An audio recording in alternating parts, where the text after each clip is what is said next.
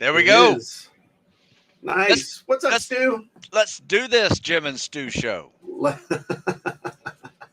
We're going to make this Jim and Stu show our baby, our Yeah. buddy. Yeah, there you go. Yeah. So that's cool. So I haven't seen you in a week. Anything new going on in your life? Any spec ops things happening or adventures in workout land or anything? Well, funny you should ask that, Jim. The Okay. reason why I say that is because I originally had no idea what we were going to talk about today.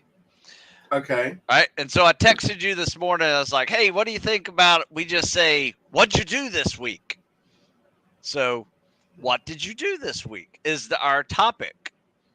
Right. Okay. Because I think sometimes some self assessment of like just how much you got done in a week can make you realize one or two things. Like, good job.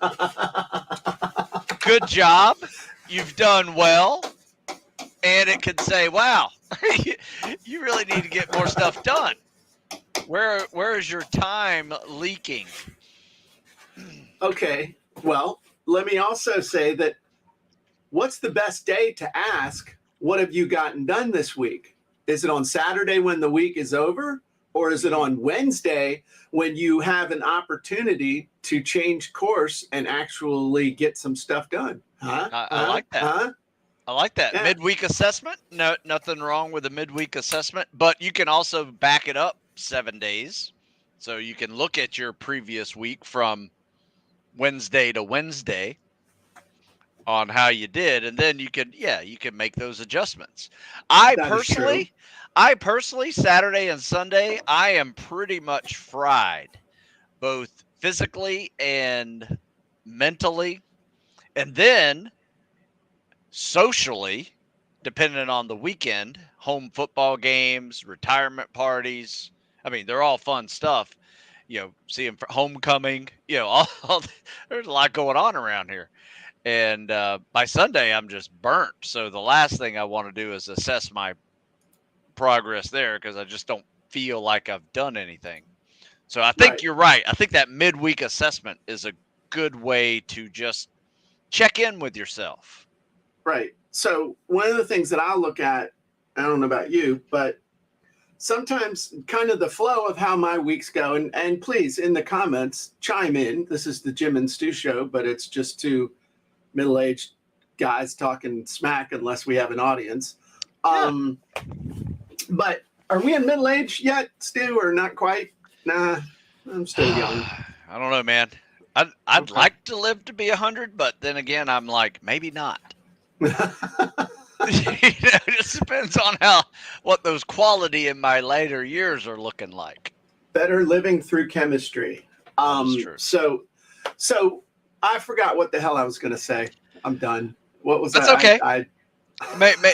Maybe you will remember whenever I bring it back around. Okay, yeah, bring it back around. All right, so here is what I did. Okay. Right? And I'm pretty happy about this because I told myself I was going to have book number 3 done this year by November. And Okay. I got it. I actually had it done October 31st, and I put it up on the store November 1st. So, boom, it is out there. And it's a 4-part series. So I got 2 more of those things I need to get done before spring of next year, because that's when How many more? 2 more? 2 more before spring of next year. Okay. I might have some software to help you with that. Yeah, absolutely. And then articles, wrote some articles. I bought a new truck. I saw. This is all that I've done this last week. Bought a new truck, which is a pain in the neck, by the way, buying a new truck. Very happy with it, though. And it's a huge corporate tax write-off. Right? Did you know if you own a truck of a certain weight, you can write off the entire amount that you purchased that vehicle for that year? Right? And it is it's called a farm vehicle tax credit, tax write-off. Where's gotta your check it out. farm at? I'll Where's get your your farm number. at? It doesn't matter. Doesn't matter. Yeah, if you have a corporation and you have a truck, Oh, a those corporation. are Did you buy it in the name of the corporation, though? absolutely. Oh, okay. Well, then that's a different story. It is a work vehicle. Okay. So, but yeah, check it out. Yeah, I'm planning on doing that. So anyway, that was a lot going on, a lot juggling, and then I knew what I was going to say. And then articles. So yeah, I've just been moving. I woke up yesterday feeling so accomplished that I literally right now, Jim, I have nothing hanging over my head that I need to get done. Wow. Well, I can give you some stuff to do. Everything that I have is self-imposed, right? I have gotten control of my universe in a way that I have nothing like over here yelling at me that I got to get something done. Whether that's writing letters. I just cussed you. Just writing letters of recommendations for kids. Those have deadlines. Just all the deadlines that I have right now are going to be self-imposed. And for about a couple of days, I'm going to take it easy. Okay. And be grateful that I got those things done. So I have a little bit of attitude of gratitude. Well, the good thing is that you can use that time. It's like breathe in, breathe out. You can't go 100 miles an hour all the time. Yeah, you got to slow down every now and then. Give yourself a break before you break yourself. That's going to be an article. Holy crap, you are certainly just... See what happens when you got nothing? Holy crap. You got nothing bearing down on you? It just starts flowing. Just starts flowing. I see Stu's growing, flowing, and showing all of us how we need to be living our lives. I thought of the thing, the idea that I wanted to share.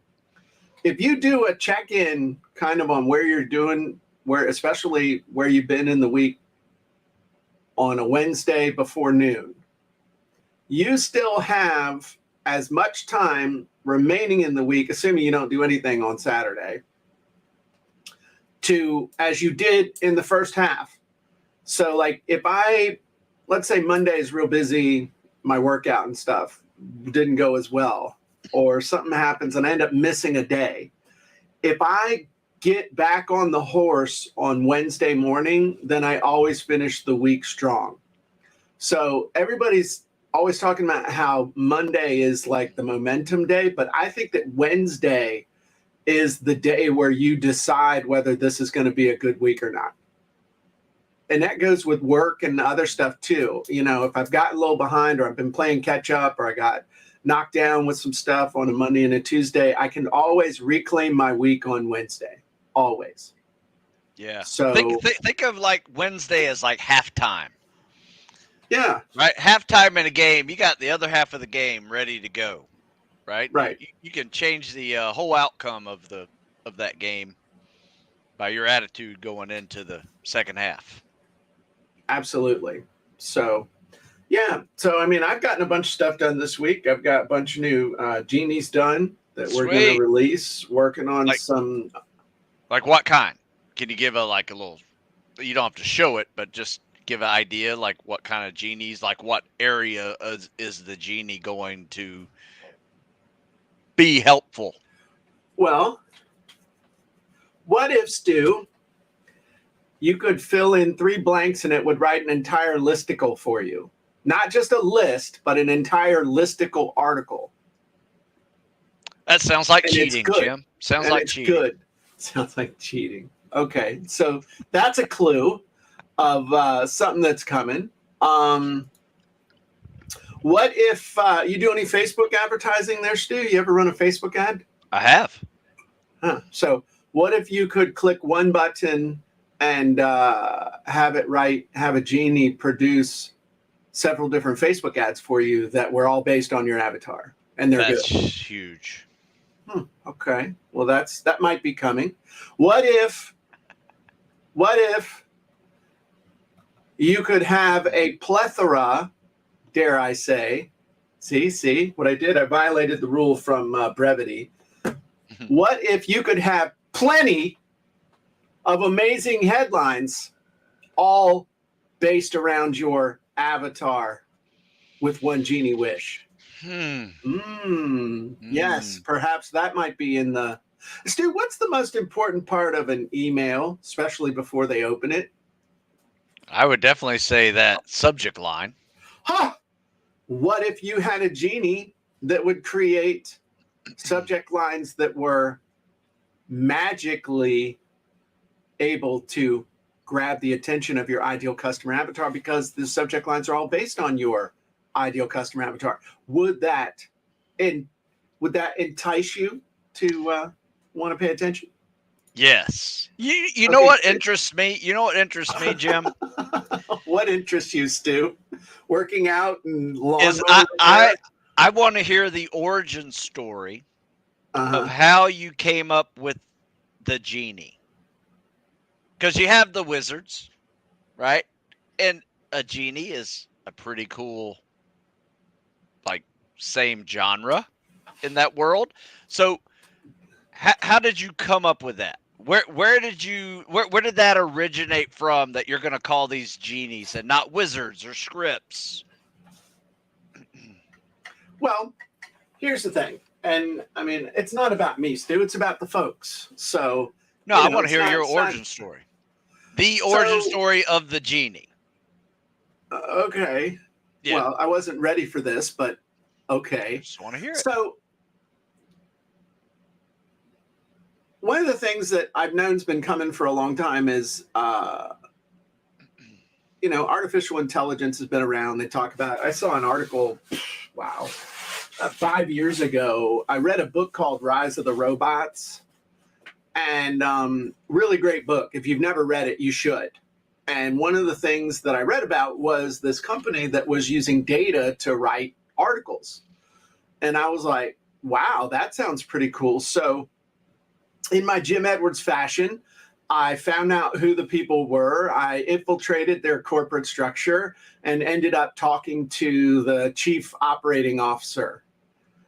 And I was asking him about, because I was contacting him as the CEO of Guaranteed Response Marketing, not as Jim Edwards, Wise. And so the bottom line was all the stuff was in its infancy, and they were basically using data to, believe it or not, they were using it to write sports snippety report stuff. Like they could look at box scores from a baseball game and write a summary of what happened in the game that sounded like a human had written it. But if you think about it, you know the number, you know the player, and you look at a baseball box score, that tells a story. You just, looking at stuff. So, I've always been keeping my eye on where are we going with artificial intelligence and large language learning models and stuff like that. And then I've been watching things like Jasper,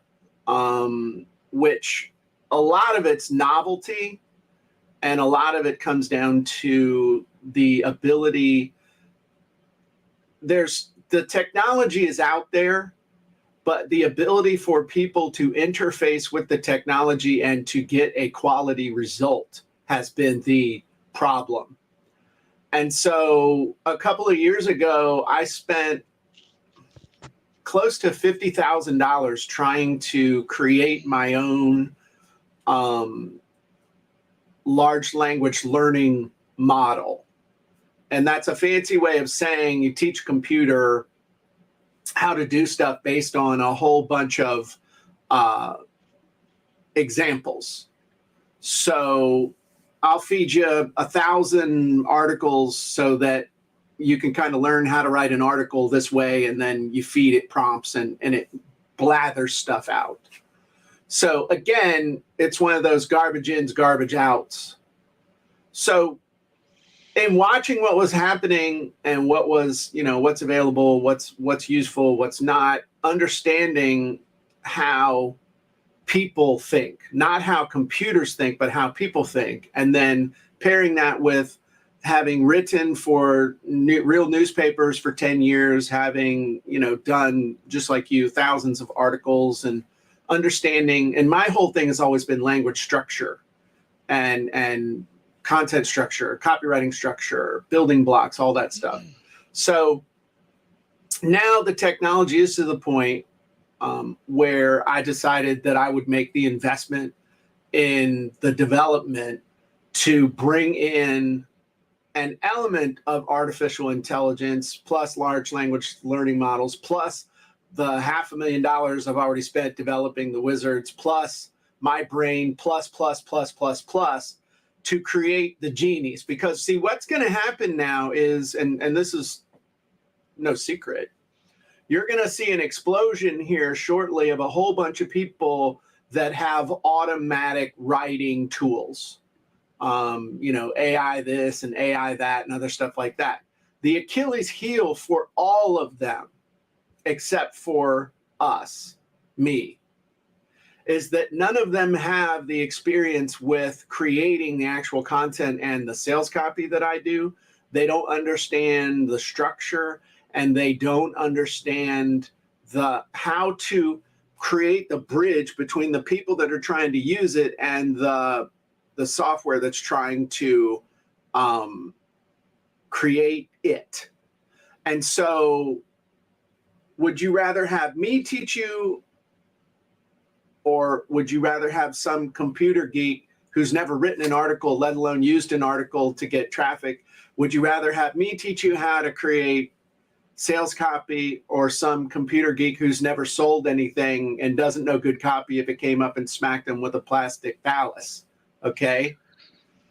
And so that's the difference, is that we have the genius in the genie, and the other Achilles heel out there for everyone else is that they are all linked to one source of AI.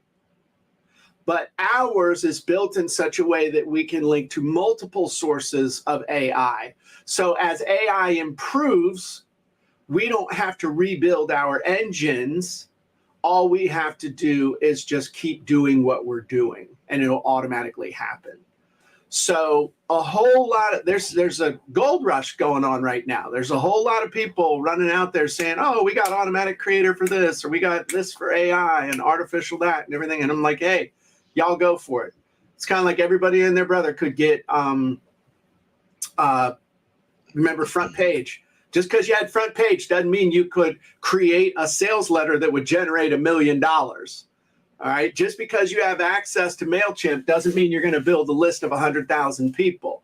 Just because you can get into Adobe Photoshop doesn't mean you're going to create an NFT that'll sell for $1 million. So I've looked at it very differently than everybody else. And that's what's going to make the difference for people. Because it's not just going to be this drudgerous thing where it feels like a roulette wheel of, death to try and get something decent out. I'm the genie and the wizards and me and everything together is what's going to make this work. I'm just playing with different metaphors and stuff now. It's kind of like I have electricity coming into my house that works because the electrician set everything the right way, and I have plugs and I know how to use the plugs and I know how to put appliances in. If I go out and just grab straight onto the 400 line that's coming in the house, it's Toasty Jim, it's Crispy Critter Jim. So there's a lot more to it, but there's going to be this whole little grab thing going on here in the next few months. It's going to be interesting. So anyway, that's awesome. Yeah, I love the idea of obviously adding artificial intelligence to your software. But here's my final question in this interview, Jim. Is which came first? Your idea to use AI in your scripts and wizards, or the name Genie? So that's a great question. So originally, we called them wizards because they did something cool, you know. And the idea for the wizards was to create something that I could use in my own business, like for myself. And then one day, one of my buddies, I was okay, hey, I'm going to put this together, and I went in and used the wizards. It's like, oh my god, what is that? And I was like, oh, I just say this thing I had made. He said, dude, you could sell that. It was my buddy Greg Caesar. It's like, dude, you could sell that. I said, nah. He said, no. So we already had a form of artificial intelligence working in the wizards. So where the name Genie came from was, if you think about it, a wizard has, you know, they got their wand and I mean, they got, you know, they got the hat, and, you know, all that stuff, you know?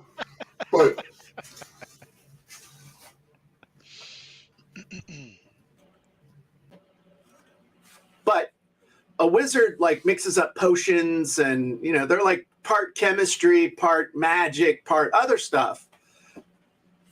And we were like, okay, but with this, the way we've structured all this stuff and pulled everything in, especially the avatar, it's like when you have the avatar and then you have this combination, because it's not just AI. I mean, you're going to hear AI all over the place. This isn't just AI, okay? It's a combination of a whole bunch of stuff. But proprietary information. Well, it's our shit. Yeah. That's another way of saying proprietary. See, look at me with my smart brevity, you know, proprietary information. It's our shit. Okay. But what does a genie do? I mean, you hit the lamp and you get the thing. And that's so the name Genie came from a staff meeting. Susan, I'm gonna make you go live. But the name Genie came from staff meeting, didn't it? We were like, hey, what are we gonna call these things? Yeah. And I don't remember who came up with it. It might have been Nancy. I mean, I don't remember who, but it was like as soon as Genie came out, it was like, holy shit, it's the Genie. And so that draws the distinction between, you know, a template, which is the lowest form of life, which is what most people's stuff is. Okay, it's just a template. So you got templates, then you got scripts, then you got wizards, and then you don't have genies above it, but like off on the side, like the funny cousin that shows up at Thanksgiving that everybody loves and you're not really sure what he's going to do, but it's always great to have him because he's always got a dirty joke. He brings liquor and he's good for the family football game. So it's like, and plus he's going to piss off the relative that nobody likes anyway, and it's fun to watch. So it's kind of like the outlier. He sounds like Cousin Eddie. Oh, I have a camper now. Shitter's full. And I have a nut hugger bathrobe too. So I mean, I can stand out there emptying it in front of Stu's house. Anyway, I digress. Let me finish. So classic movie, classic. Jim, stop interrupting yourself. I forgot what the heck I was saying. Oh, so that's where the name Genie came from. And so that's, you know. Yeah, that's what I wanted to hear. I just wanted Thanks, to hear Susan. your origin story of the Genie and that process. Because, you know, that's a eureka moment. You know, it's one of those, eureka, I've discovered it, you know, and it really is motivating when you have some of those moments. It just energizes you But, you know, get that stuff out. Right. And I know that people are going to copy me. I know that. I know that people are going to come, you know, they copied funnel scripts. They've copied content marketing scripts. I've had people rip off funnel scripts and try and sell it to people because they think that it's just a template, but it's not. It's not just a template. It's the thought process and the mindset and the blueprints and everything baked together like lasagna. It's each thing by itself is kind of boring, but when you put it all together, cheese, meat, and noodles and sauce, dude. Don't forget the sauce. Holy crap, the sauce. But when it all comes together, I mean, it's some life-changing stuff, you know? So that's the scoop on that. And I'm glad you brought that up because I'll tell you all right now, you're gonna see stuff where people, oh, yeah, it's better in funnel scripts. This is better in content marketing scripts. We got this, we got that, we got this, we got that. Okay, well, I'm throwing it down. My goal is to crush Jasper, and they're valued at like $1 billion. Wow. Same thing with Copy AI. I mean, I'll tell you Jasper.ai, Copy.ai. There's a whole bunch of them out there, but they don't do what we do, and we don't do what they do. We do what we do, and that's all that matters. No, we do what we do. Yeah. And I think people are going to see the difference. I had no idea we were gonna talk about this, and I was not prepared to talk about it, but I'm like, okay, screw it. I'll let the cat out I'll let the genie out the bottle. See what I did there? That was part of my planning. Okay. You discussing the genie, because there is some excitement around it. Not only I hope people that are listening are excited about it, but I know you and I are excited about it. So this is an interesting question. Mark says, will you be able to collect data from clients so that the genie will evolve? Like every good marketing tactic starts great, but once the tactic is saturated, it becomes much less effective. This isn't a tactic. This is not like blog and ping or YouTube marketing or something like that with a certain thing. This is helping people to do the core stuff that they need to be able to do, which is hook, story, offer, creating content, creating PowerPoints, creating articles, creating blog posts, creating ads, creating sales letters, creating emails for specific purposes. This is way beyond a tactic. This is basic building blocks of how you're going to have to use you're going to need to be able to build your business, no matter what business you're in. No matter what business you're in, you got to be able to create sales copy. You got to be able to create hooks. You got to be able to create stories. You got to be able to write ads. You got to be able to create sales letters. You got to be able to do opt-ins, lead magnets, articles, you name it, all that stuff. And one of the things that I've always said is that the number one thing that wizards do is help you get to the first draft faster than by any other means possible. And so all we're doing now is helping you get to that first draft even faster, but by using the things that we know work. So that's the key. This is not tactics. A tactic is blog and ping. A tactic is link farms. Okay, that's a tactic. This is fundamental stuff of, like I want to get in shape, therefore I need to be able to do push, pull, abs, cardio, and legs. I mean, that's everything falls into one of those 5 categories. So anyway, that was a good question, and that's very good. Very great. Very, very interesting. All right, so who's ready for a podcast? I'm ready for a podcast. Yay! Podcast, yay! Okay. 3, 2, 1. Hey, everybody. Jim Edwards here. Welcome back to the Sales Copywriting and Content Marketing Hacks podcast. This is episode 179. Feeling fine with 179 as we climb the charts ever closer to the magical Stu Smith number of 182. 182. So, but in the meantime, we're going to talk about other stuff. And that 182 better be a damn good episode, Stu. Yeah, we'll have some fun on that one. Okay. Have some fun So what are we talking about today, Stu? What's the hook for the folks at home? Well, how about increasing web traffic to your business, getting eyeballs on your business? I want to come up with like a top 5 ways to get more useful eyeballs on your business. Okay. Using what? Voodoo? Just everything. Smoke signals? I mean, just everything. So like, what is your business? How are you going to get people, if it's a brick and mortar, get people in the door? How are you going to get people to your website, to your store? You may have social media, but is it linked to your store? There's a whole lot of different ways, and it could be an infrastructure problem. It could also just be the message that you're sharing. Okay. Keep going. So, Or was that was the extent yeah, of that's kind of the intro. I don't want to go into the top 5 just yet, but that's the goal. The goal is to get eyeballs on your business. What are 5 foolproof ways to do that? Oh, okay. Well, the number one foolproof way is to contact your mom or your grandma, and they love you and they'll buy from you. And they got money.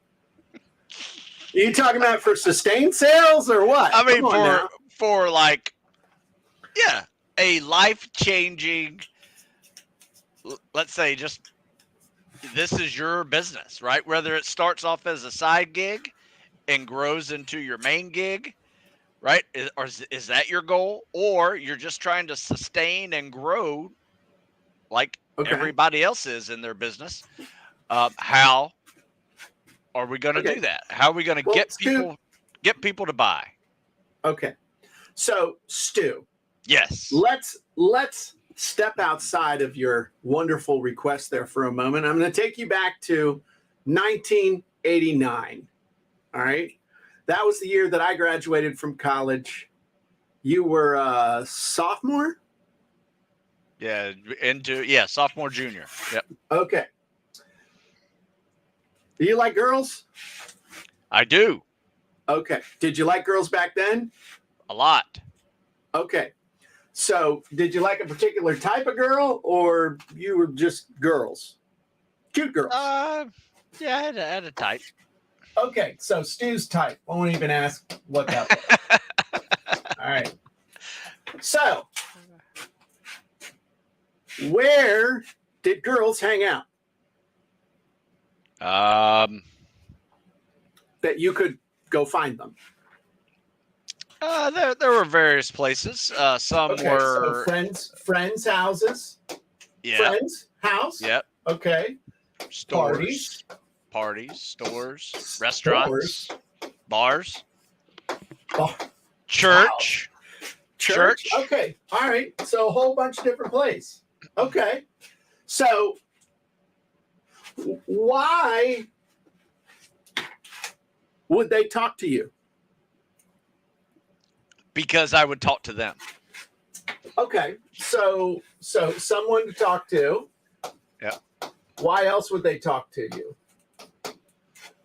Probably because you were an attractive character, because you were some young stud from the Naval Academy. Okay. So attractive character. What could you do for them? You could take them to movies, right? Live girls Sure. Go to the movies. Dinner, yeah. Dinner, movie. Yeah. Movies, dinner. Okay. Did you ever help a girl with her homework? I have, yes. Okay. Homework help. Okay. Here's how to get traffic to your business. Okay. So the biz of Stu. Okay. Okay. Here's how the biz of Stu operated. All right. First, who? Stu's type. Cute, nice ladies. All right. Probably very talkative, very just nice, fun ladies to be around, enjoyable, just smart, articulate. Okay. So we know what we're looking for. We know it ain't going to be Broomhilda. All right. You remember Broomhilda, the comic strip? Ain't going to be Broomhilda. All right. Or something from the Far Side. All right. Yes. So, where are they? Well, friends' houses, parties, stores, bars, church. Another one is referral. Yeah. Hey, referral. Sure. I can't tell you how many real estate agents were trying to hook me up with their daughters when I was single as a mortgage broker. All right. Now, why would they pay attention to you? Why would they patronize the business of Stu? Well, they're looking for someone to talk to. They're looking for an attractive character to hang out with. They want to do stuff, go to the movies, have dinner, or they need, so this would be pleasure, and this would be pain. The pain of, I suck at calculus, okay? So, It's exactly the same for getting people to come to your website, your Facebook, your LinkedIn, your Instagram, your TikTok, your funnel, your newsletter, anything else. Who are we going after? You got to know who you're going after. The ideal avatar. That's the first step. Before you can ever start driving traffic, you got to know the who. Now, next thing is, where are they?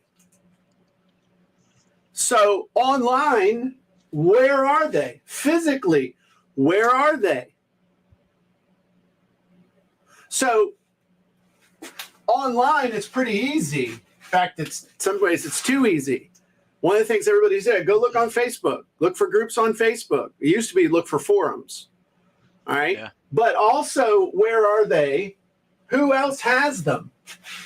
All right. Who else already has these people in a nice group that could give you a referral? Think about that. Somebody with a podcast, you go on somebody's podcast, they interview you. That's the same thing as a referral. Sure. So there are groups, there are people. But you start looking at it this way, not like, oh my God, I got to get traffic. I got to get traffic. Oh my God, oh my God, oh my God, oh my God, I got it. And then it's like, I need to go put my hairnet on. Time to go say the words that make the billion-dollar industry go round. Would you like fries with that, or perhaps a hot apple pie? But if you think about it as getting eyeballs, it's like, okay, whose eyeballs do I want, and where are they now? Because these people are already giving their attention somewhere else. You just wanted to get your stuff in front of existing people that are already out there looking. And why should they pay attention to you? What pain can you fix? What pleasure can you satisfy? If you just think about it this way, all of a sudden, traffic's not difficult at all. It's just thinking about where are the people and how can I put the right message in front of them. So by getting out of your head and maybe being a little naughty by seeing if I could trip old Stu up, talking about girls, it's the exact same process. Exact same process. So what's the number one way to get traffic? First of all, is your own sphere of influence. The people that are already paying attention to you on social media, the people that are already in your address book, the people that you already could pick up the phone and talk to. And ask them everything from, hey, would you follow me? Would you like my stuff? Like when I talked to my mom last night or night before last, she said, yeah, you're really busy. I see all your stuff on Facebook. And, you know, if I was into that kind of stuff, I'd sign up. I'd buy your stuff. She's looking at my ads. And I'm like, well, crap, Mom, you can at least like my stuff. Now think about this. If you legit know like 200 or 300 people and all of them, every time something you did showed up, they all hit like, that'd make a big difference. That's a great idea. Yeah. And so with your sphere, ask them for specific action. Hey, would you like to buy my stuff? Ask them for referrals. Ask them to share. Years ago, one of the things, when I was publishing my newsletter, my sister was always pretty cool about stuff, but she'd share my newsletter with her people. She'd share my newsletter in her newsletter. There's a lot you can do with your existing sphere, but we're all wanting to go ask strangers to help us. Now, on the flip side, you can also overdo this and never get beyond your sphere. This is the fastest way to get momentum, but it's the slowest way to grow. Let me say that again. This is the fastest way to get momentum, but it is the slowest way to grow. Because as soon as you bump up against the edge of your sphere of influence, you've pretty much gone as far as you can go with them. So then the second way is strangers. And this is why it's funny that, we were taught as little kids, stranger danger, stranger danger. Yes, strangers can be very dangerous, especially if they're offering you candy from a white van with the windows blacked out. Still not a good idea, especially on spring break. However, Strangers who already have the people who are your ideal customers are where your immediate source of huge opportunity is. Why? Because someone who's got people that are following them who said, hey, this stuff's good. This person's stuff is good. I'm going to interview them. You ought to go check it out. Here's a book I just read, all that stuff. That can make a huge difference really, really fast. That's how I built my whole career starting in 2001. That's when everything took flight, was when I started teaming up with people who already had audiences. And it's not because I was born with a connection to them. I built a connection with them. So strangers, next best way to drive traffic. All right. Your email, or I'm just going to say email lists, your own and other people's. Why? Because even if you don't have a big email list, you still have people that are in your sphere of influence that you can mail. Other people have email lists that they can mail. Next is ads or promoted content. And then finally, the next best way is with your own affiliate program. All right. So sphere of influence, strangers, email lists, ads or promoted content, and then your own affiliate program. Those are the 5 fastest ways to drive traffic, eyeballs to your website. But when you look at it through the Stu dating model, it's not nearly as intimidating as thinking of traffic. Yeah, it's not as complicated.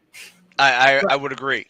That was a good roundabout way of explaining eyeballs on yourself, eyeballs on your business.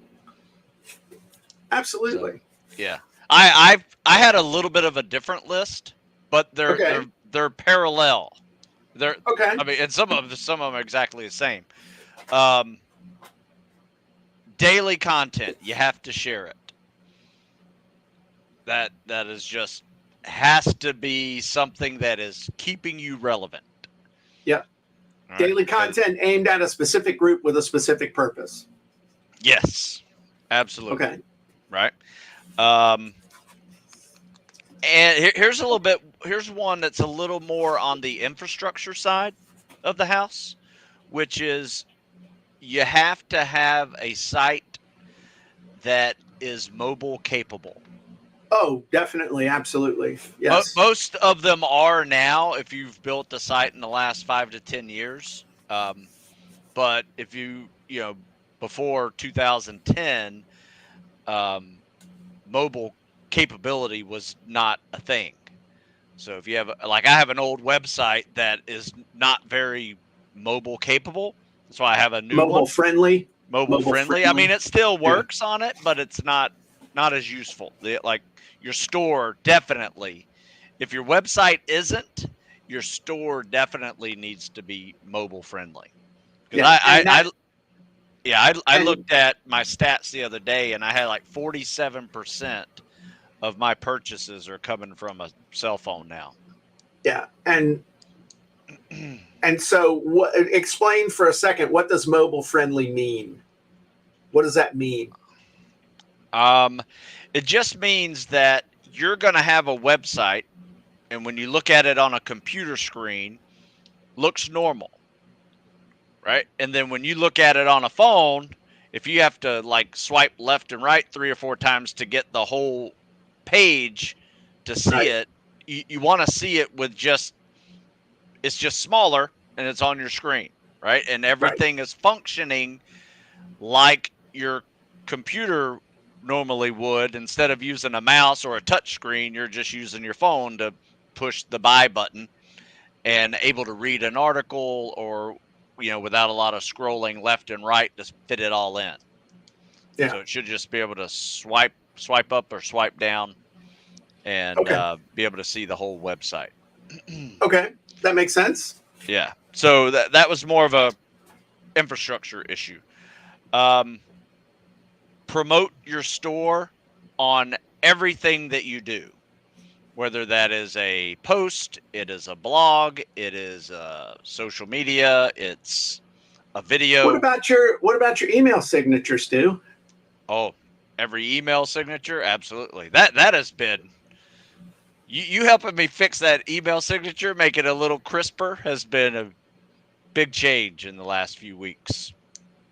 So that's another big one. Awesome. I didn't put that in there. Um, That goes under email marketing. yeah, I would agree with that. And then the other ones were just what you had said, like email lists, marketing with good content and ads and affiliates. So I think the one other thing I would say, if you really want to start driving traffic with content, and that, by the way, is going to be the topic of a new monthly training that Stu and I are going to be doing inside the elite level of content marketing scripts. Turn content into traffic is the title of the segment that we're going to be doing. You really need to get in the habit of creating content, but also promoting that content and being proactive with your content. Reaching out to people who have your audience and not just saying, hey, I got this article, would you promote it? Because they're like, well, crap, dude, I got you and a million other people want me to create or want me to share your content. My suggestion would be that you get good with you get demonstrably good with content. That's a fancy way of saying your stuff's good. And then you reach out to other people who have your audience and say, hey, could we create some content together? Could we co-create an article? Could we do a 10-minute interview? Could we do a podcast? Could we do something? Could you and I come together to create a situation where 1 + 1 = 3? Not just trading pennies. If I have an article and you have an article and we trade articles, we still really only have 2 articles between us. But if I come with an idea, you come with an idea, and we do an interview, it creates this wonderful organic thing that has massive value for people. That is totally unique, and it's like it's a bond between the two of you. And it also raises you to the same level as that person. Yeah. So, if they're interviewing you, they're saying to their audience, hey, this person's important. You need to pay attention to them.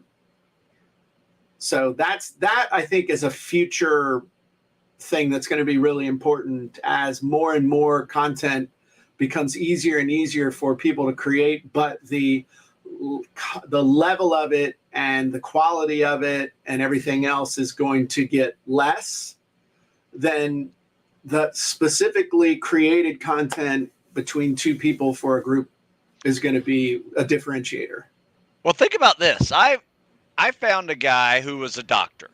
He's not a content creator. Does very little. Doesn't have a website other than for his business. Doesn't do a whole lot. But he has Right. some really good information on a topic that I was caring about. And so I quoted him in an article. He saw that. It was like, this is a great explanation of what I do, right? Uh-huh. And I said, hey, we got to have you on a podcast. Let's do a podcast together. And, I actually, if you're looking for those kind of beginning relationships, that's always a good way to create one. But then, I actually find LinkedIn very useful for finding those kind of people. Because they are out there, they're subject matter experts, but they do not know how to share their message at all. Okay. And that was one of my most useful. And you're right, it put me up on the level of this doctor, just because I quoted him and then interviewed him, on the exact same topic. So that is a great way to up your game with content and getting eyeballs on it, because he shared it all over his LinkedIn with all his professional folks, and then I had all these professional folks following me on LinkedIn and saying, hey, I do something on very similar, do you want to chat about it? So it's you start getting yourself into new spheres of influence, and are quite helpful to them because that's not part of their daily process of thinking. They don't Right. care what they post on social media, right? But if it pertains to what you do, it can be very useful for everybody. Well, and if you think about this person, everybody wants to brag about the size of their list. I got blah, blah, blah, blah, blah, blah, blah. But you think about a doctor and, maybe he's got 2,000 people that are really paying attention to him. I would rather have somebody who had 2,000 people that were really paying attention, that would pretty much do it, whatever the doctor told them to do without thinking or asking, than someone who had 100,000 people on their list that were casually interested. Yeah. And if you start working your way from, just using the example of doctor to doctor to doctor to doctor, you might go through 5 of them, get in front of 10,000 different people. But I would rather, again, be in front of 10,000 rabid people than 1 million that were sort of interested. 100%. So what you're describing there is a quality versus quantity thing.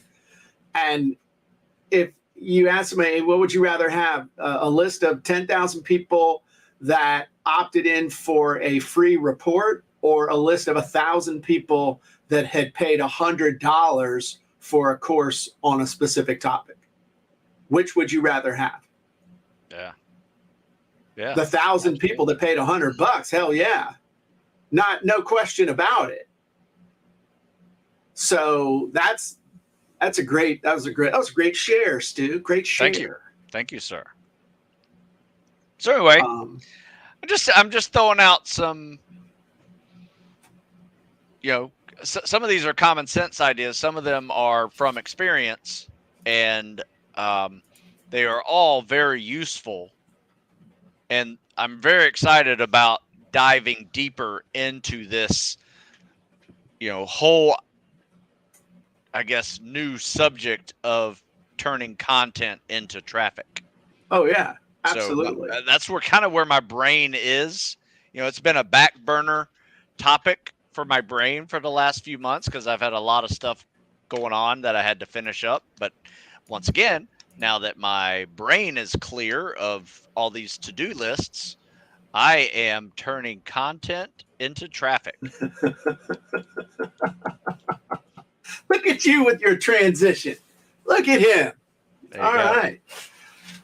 Ford just made an interesting comment live with us. He said, I took my granddaughter to cheerleading last week, and most parents were on their phones. The lady next to me was clearly in a funnel. I wasn't peeking. I just have good peripheral vision.